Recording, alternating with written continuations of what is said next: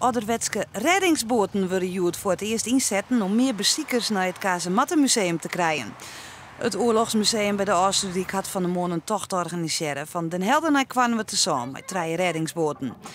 Een van die boten, de Doris Rijkers, had een wichtige rol spelen tijdens de Tweede Wereldoorlog. Deze boot is zo bijzonder omdat hij in 1940, mei en 1940 de verwoenen oppikt had van de Johan Maurits van Nassau, kanoneerboot van de Nederlandse marine.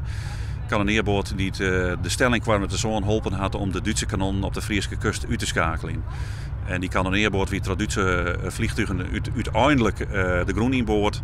Daarbij zijn onder andere 44 verwonden vallen. En die 44 verwonden zijn uiteindelijk door deze boot, de Doris Rijkers, oppikt.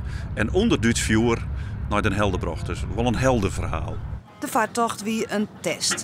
Goedzantig bezoekers maken gebruik van dit mogelijk nieuwe arrangement. Ik ging vaak hier even over de afsluitdijk. En dan rijd ik er langs. En dan denk ik, oh, dat moet ik nog eens zien. Maar dat doet het nooit.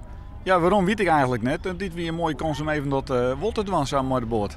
Wat we hier uiteindelijk maar bereiken willen is dat dit een arrangement wordt. Waarbij de bezoekers in Den Helder opstappen kunnen op een of meerdere van deze boten. Dan kwamen we te zonvaren, bij u een rondleiding krijgen en een lunch. Weer op de boot stappen, waarom naar Den Helder en dan ben ze een prachtige dag op en uit.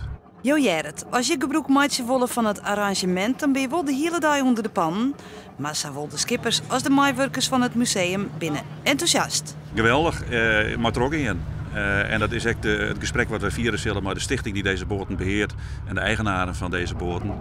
Ik jaar van hun trouwens ook hele enthousiaste reacties, want zij gaan natuurlijk een fantastisch publiek mee en dit willen zij echt graag doen.